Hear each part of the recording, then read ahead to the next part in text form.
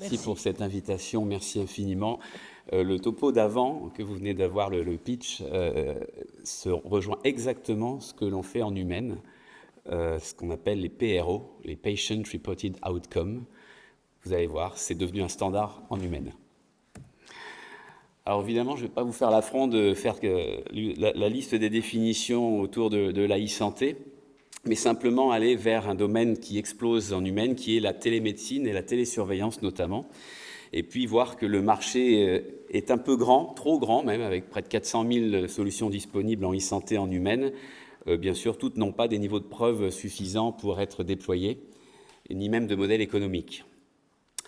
Mais tout de suite, la télésurveillance, donc les Electronic Patient Reported Outcome, où là, finalement, on s'est dit qu'on allait faire travailler les patients à notre place, notamment dans le domaine de la cancérologie, en leur mettant à disposition des applications dans lesquelles ils vont rentrer eux-mêmes des symptômes, afin qu'on puisse détecter précocement par des signaux faibles des récidives de cancer, des toxicités de leur traitement ou des complications comme des infections, des embolies, etc.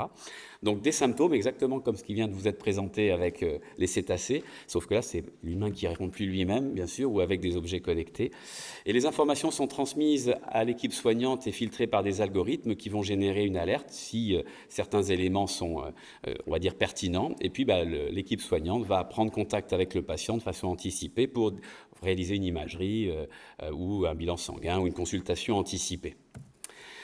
Ça, c'est ce que voit le médecin et l'équipe soignante. Eh bien, vous voyez, donc on lit chronologiquement sur ce logiciel ce qui s'est passé du bas vers le haut. Un patient qui débute une chimiothérapie plus une immunothérapie pour un cancer du poumon. Donc au départ, il n'a pas trop de symptômes à part la toux, puisque c'est son cancer du poumon qui le fait tousser, et puis il rentre chaque semaine des symptômes liés à son traitement ou à sa maladie, puis de temps en temps, il y a des signaux qui alarment l'équipe soignante, par exemple une intensité de douleur qui augmente, des nausées, etc. On prend contact avec lui, et puis on corrige les choses quasiment en temps réel, et on peut même observer l'efficacité du traitement au bout de 3 semaines avec la toux, c'est la 6e colonne, là, qui diminue, lié à la fonte de la tumeur, lié au traitement, ce qu'on observe avec les PET scans qui montrent la fonte de la tumeur après seulement 1 mois de traitement.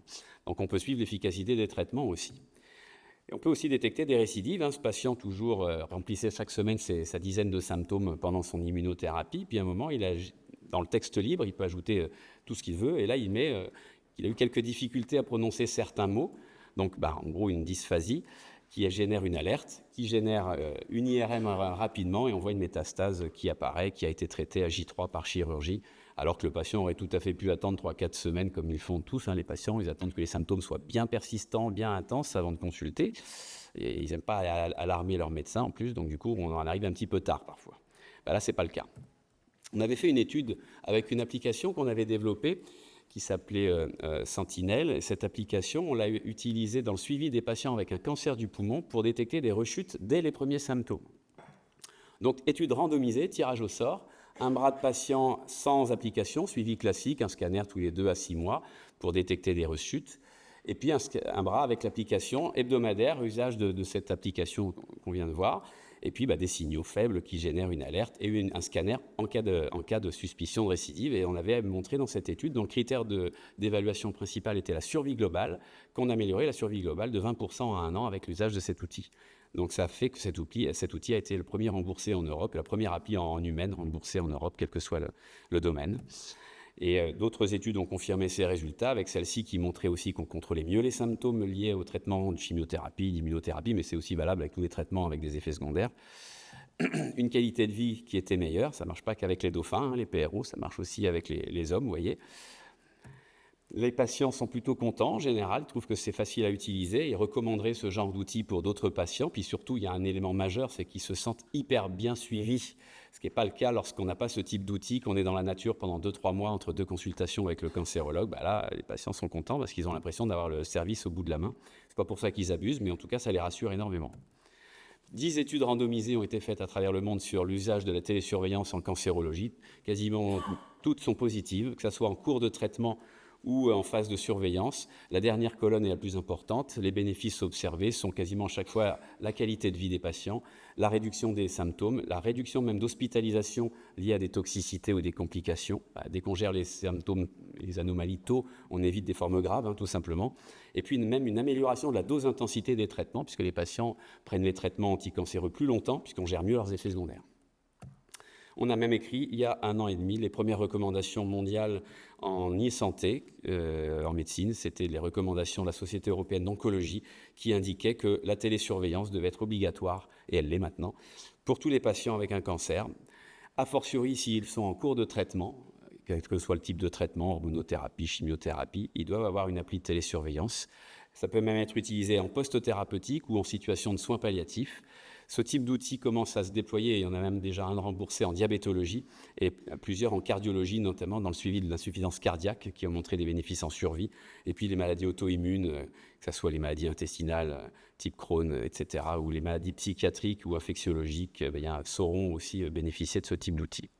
Alors en vétérinaire, de ce que j'en aperçois de ma fille, bien sûr, je pense que vous avez déjà ce type d'outil qui se profile, mais en humaine, ça va arriver aussi très vite en post-opératoire pour les patients qui ont une intervention ambulatoire de chirurgie, et donc ils pourront rentrer à la maison avec un suivi par application pour détecter les complications précoces. Il n'y a pas de raison que ça ne puisse pas être transposable dans certaines indications de chirurgie vétérinaire. Bien sûr, pour des suivis de pathologies chroniques, oncologiques ou autres, ou pathologies induisant soit des effets secondaires liés aux effets des traitements, soit la pathologie elle-même, à des formes de récidives symptomatiques qui peuvent être détectées tôt, ça peut tout à fait être transposable dans ce cas-là. Puis bien sûr, j'imagine, le suivi de cheptel par télésurveillance avec des objets connectés ou non peut être intéressant. Alors ce qui déboule en force en humaine, sûrement aussi chez vous, mais alors nous c'est le raz-de-marée. Alors personne n'est préparé, personne n'est formé, donc c'est un peu chaud. C'est l'intelligence artificielle. L'IA, pour faire court, c'est un système informatique numérique qui permet de mettre en œuvre des mécanismes proches de celui d'un raisonnement humain. Proche, ça ne veut pas dire égaux. Ça repose bien sûr son fonctionnement sur des algorithmes qui peuvent être simples. Nous, bref, c'est vraiment ce qu'on préfère. L'IA dite symbolique, c'est les algorithmes que tout le monde peut comprendre, intelligibles. Et puis, vous avez d'autres formes d'algorithmes plus complexes et parfois pas toujours très compréhensibles pour le médecin, et ça pose un problème médico-légal d'ailleurs. Ce sont les IA apprenantes avec deep learning, machine learning. Et puis maintenant, ce qui nous écrase tous, c'est l'IA générative ou les LLM type ChatGPT, Mistral, etc., dont on va voir l'usage en médecine. Ce qui est incontestable pour l'IA, ce sont ses forces, l'automatisation de tâches simples. Ça, bien sûr, on peut faire interpréter par de l'IA des imageries à haut débit beaucoup plus rapidement qu'avec des radiologues ou des médecins sur des choses simples. Mais on va voir que c'est sur des choses de moins en moins simples que ça devient efficace, et on ne s'y attendait pas vraiment. On a bien sûr une rapidité d'exécution qui n'a rien à voir. On a des choses intéressantes comme la génération de comptes rendus. Simplement, on va en reparler en écoutant la conversation entre le médecin et le patient. Il n'y a plus besoin de taper un compte rendu ou de faire taper par une secrétaire. Il y a des outils qui font le compte rendu immédiatement. On a bien sûr un usage de ces outils pour trier des données dans des dossiers médicaux qui commencent à être parfois très lourds. Et puis, globalement, on se rend bien compte que l'humain, en tout cas le médecin, il en a besoin de l'IA. Par contre, il y a des faiblesses incontestables et qu'il faut bien sûr connaître.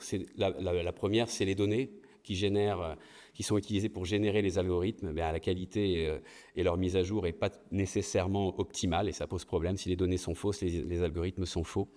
L'interprétabilité, alors ça, c'est un élément majeur qui freine beaucoup les médecins. C'est de ne pas pouvoir expliquer à un patient pourquoi il doit donner ce traitement autrement qu'en disant c'est l'IA qui m'a dit de vous le donner. Je ne sais pas pourquoi, mais elle dit qu'il faut le donner. Voilà. Alors c'est ce qu'on appelle les boîtes noires, les algorithmes de boîtes noires, parce que c'est pas intelligible, c'est pas clair, on va dire. Alors nous, c'est clair, pas d'usage de ce type d'outils en médecine de décision. C'est-à-dire que si vous devez décider d'un traitement avec ce type d'outils sans être foutu d'expliquer le pourquoi, vous avez un devoir d'information des patients. Si vous n'avez pas informé, vous êtes attaquable, tout est opposable. Donc en gros, si vous tuez le malade après un conseil d'une IA, même si elle est géniale, c'est pleine bourre en termes de risques médico-juridiques. Donc l'interprétabilité, c'est majeur. Il faut des boîtes blanches ou au pire des boîtes grises, en gros des choses qu'on comprend lorsqu'il y a une décision. La collecte des données, en médecine humaine, c'est un peu galère, parce que les RGPD, etc. Donc si on ne collecte pas bien les données, c'est difficile de faire des bons algorithmes. Et puis, bien sûr, on a des biais algorithmiques. C'est bien d'avoir des grosses bases de données, mais il y a toujours des sous-groupes qui ne sont pas bien représentés. Du coup, l'algorithme et l'IA ne sera pas très efficace. Et puis alors, l'élément incroyable, vous avez sûrement entendu parler, c'est les hallucinations autour de l'IA générative. Donc, le chat GPT, vous lui posez une question, sors-moi les 3 dernières études randomisées en télésurveillance en humaine. Il va vous en sortir 3, dont 2 qui n'existent pas. Mais pourtant, il y aura le nom de l'auteur, le titre de la publication, l'année, le journal et la page. Sauf que ça n'existe pas. Bon, ça et on ne sait toujours pas comment éliminer les hallucinations en IA générative. Ça consomme beaucoup d'énergie, l'IA. On n'en parle pas trop, mais là, ça commence à grimper. On sera peut-être à 5% de production électrique rien qu'avec ça. Bon, globalement, l'IA a quand même besoin de l'humain. Il n'est pas question d'utiliser de l'IA s'il n'y a pas d'humain derrière. Donc, ça, ni vous ni nous, ça ne nous remplacera pas, l'IA. Ça sera plutôt, on fera mieux, mais on ne sera pas remplacé. On sera augmenté, comme on dit. Alors, en cancérologie, on s'en sert tous les jours pour aider au contourage des tumeurs et notamment plutôt des organes cibles autour des tumeurs qu'on veut préserver avec la radiothérapie. Donc ça, c'est très efficace. Contourer automatiquement un foie sur un scanner, un poumon, etc., ça le fait en 2 secondes, là où nous, on mettrait un quart d'heure. C'est précis, ça marche, c'est reproductible, c'est un standard. La réévaluation des tumeurs, c'est plus rapide de faire comparer des imageries avant-après traitement par de l'IA qu'en regardant chaque point sur un PET scan ou un scanner. Donc ça marche plutôt pas mal. Ça simplifie grandement le travail du radiologue et de l'oncologue. Et ça vous dit à la fin si le patient a une bonne réaction, une bonne réponse à son traitement ou pas. Dans le dépistage, ça commence à être pas mal du tout. Dépistage du cancer du poumon chez les fumeurs. Normalement, un jour, on fera des scanners à tous les fumeurs pour dépister des petits cancers parce qu'on sait qu'on gagne 20% de survie lorsqu'on détecte des petites tumeurs à ce stade-là. Mais là, pour l'instant, ce n'est pas encore déployé à grande échelle en France. Néanmoins, les outils, eux, ils sont prêts. Ils peuvent vous interpréter des scanners du poumon avec une fiabilité qui est quasiment la même que celle d'un radiologue, mais en allant beaucoup plus vite. Sensibilité 94%, spécificité 95%. Ça commence à être pas mal. Cancer du sein, pareil. Alors là, c'est aussi efficace en termes de sensibilité, spécificité que l'humain, mais ça prend 2 fois moins de temps. Donc autant vous dire que les radiologues vont se jeter dessus. Et puis bien sûr, on utilise ce type d'outil aux urgences maintenant pour la recherche de fractures. Ça marche très bien aussi. Voilà, ça commence vraiment à être pertinent. Pour le médecin comme le vétérinaire, il y a aussi des outils, on en a un petit peu parlé, pour aider un peu à la consultation, notamment des outils de rédaction automatique de compte-rendu. Donc vous pourrez regarder, ça s'appelle Nabla, et bien sûr Doctolib va sortir très prochainement la même chose. Il y a des outils intéressants, je ne sais pas s'il y aurait beaucoup de transpositions en médecine vétérinaire, mais des outils qui vulgarisent des comptes-rendus de scanners, d'anapathes, etc. pour le patient. C'est-à-dire que plutôt que d'expliquer devant le patient chaque ligne du compte-rendu, en gros, le truc traduit dans un langage patient tous les mots-clés. Alors, notamment pour l'anapathe, où là, même les médecins, nous, on a du mal à lire, comprendre ce que racontent nos collègues anapathes. En fait, les comptes rendus sont vraiment très bien expliqués et transformés par l'intelligence artificielle pour les rendre lisibles. Et on a une obligation d'information, une fois de plus. Et donc, si on n'arrive pas à bien informer les gens, on peut être ennuyé. Là, ça nous aide clairement à remplir cette obligation d'information. Il y a des outils d'analyse automatique de bilan biologique. Ça peut être intéressant, ça arrivera chez vous. Je n'ai aucune inquiétude parce que quand on y a goûté, difficile de faire sans. En gros, vous avez tout le bilan biologique qui est analysé à votre place, qui sort des éléments classiques, mais qui sort aussi des éléments de prédiction, de signaux faibles à surveiller particulièrement en se basant sur des méga bases de données. Donc, ça peut être des interactions créatinine, transaminase, machin, qu'on ne verrait pas forcément au premier coup d'œil. Mais bon, il y a des éléments qui sont assez intéressants. Et puis, on a même des outils maintenant qui permettent de prédire, par exemple, des hospitalisations de personnes âgées par intelligence artificielle. Et là, c'est de l'humain pur, ça s'appelle Présage. Donc, en gros, c'est une auxiliaire de vie qui a eu l'application, l'auxiliaire de vie, donc, qui vient aider chaque jour ou chaque semaine la personne âgée. Et juste en l'observant, elle remplit des questions du logiciel. Est-ce qu'il me reconnaît aujourd'hui? Est-ce qu'il s'est levé seul pour venir me voir, etc. Donc des questions hyper triviales, sans être professionnel de santé. Derrière, un algorithme d'IA analyse un risque d'être hospitalisé à 2 semaines. C'est-à-dire peut prédire, avec un taux qui est de près de 90%, le risque qu'en fonction de ses réponses, la personne âgée se retrouve aux urgences dans 2 semaines si on ne fait rien. Du coup, on fait quelque chose quand on a une alerte. Et donc, ça a été évalué dans une grande étude. Et lorsqu'il y a une alerte générée par l'outil qui n'est pas suivie d'un acte du médecin, en gros, le médecin, il a regardé l'alerte, il n'a rien fait. Bon, c'était dans le cas d'une étude clinique. eh bien, globalement, il y a une chance sur deux que la personne âgée se retrouve aux urgences, alors que s'il a géré l'alerte liée à ce qui a été envoyé par l'appli, il y a quasiment 8 fois moins de risque d'être hospitalisé. Donc, c'est un des éléments d'IA, de prédiction, qui est en train de se déployer. Alors maintenant, il y a les outils, bien sûr, d'IA avec les LLM. Alors c'est amusant parce que même quand je fais de la télésanté depuis 10 ans à peu près, j'ai fait une vingtaine d'applis. Et en fait, je me suis fait vraiment pris de court. Je n'avais pas observé à quel point l'aide au diagnostic des chats GPT, etc., avait déjà montré des éléments de preuve. Si on devait faire un match, c'est 6-0, médecin versus IA en termes d'aide au diagnostic. Alors, je vous en ai mis 6 là, mais globalement, il y a eu quelques études dans les derniers mois essentiellement, avec des 30 patients chez qui on demandait à un médecin le diagnostic en fonction des symptômes, et puis on mettait les mêmes symptômes chez ChatGPT. Globalement, sur cette trentaine de cas, ChatGPT trouvait le diagnostic pratiquement dans 100% des cas, et le médecin, alors c'était des cas classiques, dans 87%. Bon, on dit, ouais, ok, 87, 97. En termes d'interprétation des ECG, l'IA est largement au moins aussi bien que le médecin, mais même que le cardiologue. Donc nous, on a tous des ECG qui s'interprètent tout seuls maintenant. Voilà. Et je ne suis pas cardiologue et ça m'arrange bien. Là, pour le coup, on fait au moins aussi bien. Il y a même des études de LLM versus médecin pour évaluer la sévérité du Parkinson, qui montrent que c'est mieux avec ce type d'outils. Pareil pour le glaucome, le diagnostic de glaucome et de rétinopathie, ça fait au moins aussi bien que l'ophtalmo. Et puis alors, ce qui est très drôle, c'est qu'on vous dit « ouais, mais l'IA, c'est pas empathique ». Ben si, en fait. Si, ça fait mieux que le médecin. C'est-à-dire que ça prend le temps, déjà. Ça, là, c'est sûr que ça peut prendre plus de temps que nous. Et puis, en plus, les réponses sont plus sympathiques pour les patients, plus encourageantes, plus... Voilà. Donc, bon. Donc là, on commence à se dire, il se passe quelque chose quand même, vous voyez.